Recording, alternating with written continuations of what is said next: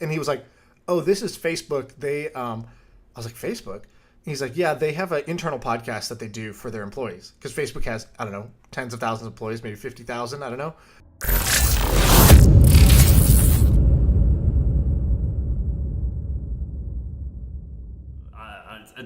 I try to get past media, but I love it so much. Okay, so Jeff Bezos, Amazon guy, he owns Washington Post. And a few years ago, he goes, yeah, I'm going to buy it, and I'll let the editorial do its thing and whatever else. I'm going to completely stay out of it. But I kind of want to take your guys' they built their own technology to publish their articles. Like, I kind of want to take that and make that like a huge business. And a lot of people try this and very rarely works. But what he did was, or he didn't do it, but he was somehow part of it. They've created this thing called ARC Publishing, and it does a couple things. The first thing is companies like me pay money to use it, but it's really interesting that you and I have talked about this idea. But what ARC Publishing is doing is they're going to companies like BP, so the oil company that has 200,000 companies, and they are saying, hey, BP, you have 200,000 employees. We're going to help you publish newsletters and articles and stuff to your employees, which you already are, but we're going to help you organize it, make sure it's read, things like that. And they're saying that in the next year or two, they're going to hit $100 million in revenue. Wow. Which means I bet Washington Post probably does maybe $500 million in revenue in total, but $100 million in this enterprise SaaS revenue would be worth more than Washington Post is. And I wanted to get your opinion on that's a cool idea that you and I have been noodling with for a while, and they're just executing it in a really interesting way.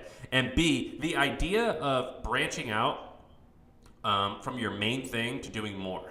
And in a totally unrelated thing. In some ways, it's totally a stupid idea. I mean, so there's an argument to be made, like, this is just a stupid idea, never do it. There's an argument to be made that a lot of people do it successfully. So what's your take on this?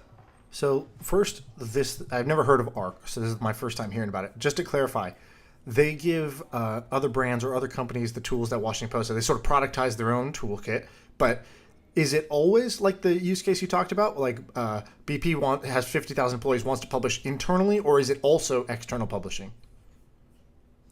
I think that they're still trying to figure it out, and I think that they're building it for a variety of reasons. At first, it was just for publishers, and then they closed this deal with BP, and I think to them, they're like, maybe that's the way, that's the path. Right. No, I think there's something to that because, when I started the podcast, I used to go to this podcast studio. Before you guys built a dope studio in your office, I was going to this like kind of rent a studio by the hour place. And I was talking to the guy who did it, and he was like, they had a sports radio station, a 24/7 sports radio station. And then they were like, well, we know how to build a studio. We built one for them. What if we turned a few conference rooms into broadcasting booths and we offered it to podcasters? These hipsters in SF, they love this shit. And so they didn't say that. And by the way, in San Francisco, there are no studios. They're basically the only one. And trust me, I tried. Yeah. And so I went there and I was like, hey, can I get 11 a.m. tomorrow? And he's like, no, we're booked up from 11 to 3. I'm like, shit, who are the podcasters using this? And he was like, oh, this is Facebook. I was like, Facebook? He's like, yeah, they have an internal podcast that they do for their employees. Because Facebook has, I don't know, tens of thousands of employees, maybe 50,000, I don't know. But they have managers who come in and record a podcast about managing at Facebook, and it gets distributed only internally. And I was like, I never heard of a internal-only podcast that a company was doing. But, of course, makes sense. People want to put out content, training, different things like that, whether it's in text or audio form. That was my first time hearing about these, like, internal publishing systems that I had never really considered. And that is what ARC is trying to do. And like Facebook that has I don't know, what do they have? 20,000 employees, tens of thousands of people. They need to create a lot of this stuff. Like, hey, everyone, so here's how we're addressing this situation. Here's what we're going to say. Here's the words we're using, yada, yada, yada. Or we're quitting this product. Here's why, yada, yada, yada. Right. Here's how to use the internal software, yada, yada, yada. It's a great idea, I think. And you and I had discussed a slight variation of this. But I want the listeners to tweet at me and tell me, and I always hate the idea when people say, like, oh, I can't do this, it already exists. But I just want to know, does this exist? Who is solving this problem? We've talked about a few variations of this, so let's go over them. So this is all in the bubble of the theme of what I'll call I don't want to say internal publishing because that sounds lame as shit, but basically intra-company stuff. So I'll think of a good name in a second. But basically, we talked about Q&A, all hands software, because big companies do all hands, for their whole employee base. Also, individual divisions will do all hands for their group. And what you need there is video streaming. You need chat or Q&A functionality, but it needs to be private. It needs to be internal. It needs to be behind a wall that nobody else can get to this. So a lot of people already have video streaming services out there, but that's for mass, it's like YouTube, it's Twitch, it's things to go get a big audience, but this is for a select audience. It's a little bit different. So we talked about that one. We talked about when we were going over Hemingway and how it makes you a better writer. We were saying, what if you could do this for your emails inside a company, but also just a MailChimp for your company? So how does somebody get the word out within a company? How do they make nicely formatted, easy to read, company announcements and bulletins that come with the kind of tools that MailChimp has, like tracking opens and clicks and that sort of thing. So that's an internal MailChimp, internal podcasting. What these guys are doing is basically internal, Washington Post, which is like a whole bunch of different features and functionality. These guys have broadcasting, like live streaming.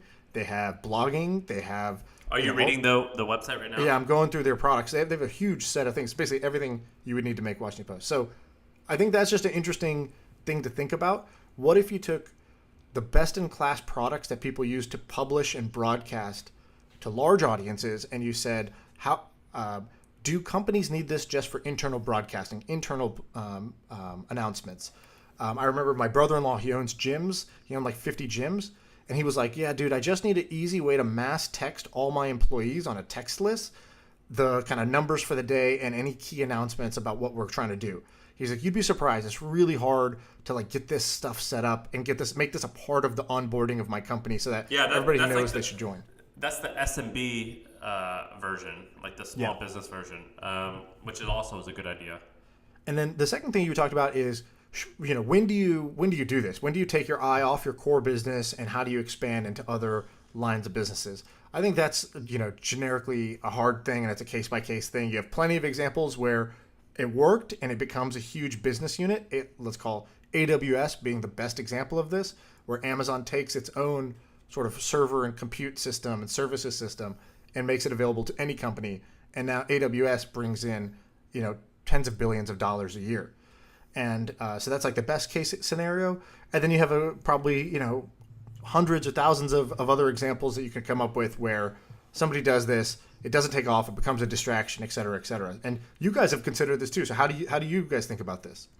Yeah, so when we consider it, everyone says the same thing. They go, well, Amazon did it. Let's just make AWS for them. And I'm like, well, you have to understand that Amazon did it like 10 years into the business when they were 10,000 employees, and throwing 250 people at that problem ain't no thing. And so at my company, it's like, yeah, okay, I could hire a person. Like, I have no problem, a couple people like doing it. But you do need to get like your main thing right first. That said, I struggle with it because I have ADD and I want to do this shit. So it's hard. I don't know like Twitch. I bet Twitch is in the same boat. They're big enough that they can have these same projects, and a lot of the infrastructure that they probably are built on, I bet they had to make a lot of it from scratch. Absolutely. So I don't know. So Twitch is 10 years into the business, and you're right. They invented essentially the best in class, let's say, live video streaming at scale, where you can have 100,000 people all watching one channel with low latency and it doesn't fall over, and broadcasting around the world. Nobody else really had that problem, so nobody else built a solution. And so you could imagine that Twitch could say, hey, we could make this available to others, and that they could spin it out as its own business unit. And I think that might be a good decision, right? Because you're taking an asset you've already have that you've refined, that's sort of battle tested and brandable, right? Like your sales pitch is, hey, we use this for the biggest live streaming network, out there. But at the same time, it's a distraction, and they wouldn't have done it year 1, 2, or 3. They, could do it at year 10, because at that point, your core is stable. It's not going anywhere. It's not going to die. And so, I always make these analogies, and I don't know if my team really likes it, but I always talk about like, a startup is like a baby, And like with a baby just, they need to eat, they need to sleep, they need to poop, and nothing else matters. Like you don't need to teach a baby calculus right now. You don't need to, do all this other stuff. And but as it becomes a teenager or gets ready to go off for college, you don't have to watch it so intently. You don't have to worry about, is it gonna, keeping the baby alive every single day. That's the main objective of early stage. But as you get later stage, you don't have to worry about that, which lets you invest. Why don't they like it? That's a good analogy. Why don't they like it? I think it's because I'm always like, right now we just got to keep the baby alive, and it's just like sort of a darker way of talking about it. But like I did this with one of our companies in the Idea Lab. I was like, we had one company that was already mature, it was already profitable, making millions of dollars, and then we had this other project that was totally unproven. And so anytime you had to decide where do I spend an hour, it always seemed like a good idea to spend it on the thing that's making millions in profit, never to spend it on this super speculative thing. But if we did that, we would have never invested in the new thing. And so I made a decision. I said, hey, we can't have the baby and the teenager in the same room because they have totally different needs. They need different type of care. And, one will always look feeble and weak compared to the other, but that one that's feeble and weak today has the most growth potential. And so we need to be investing in that too. And so let's split these two companies up and let's spin them out.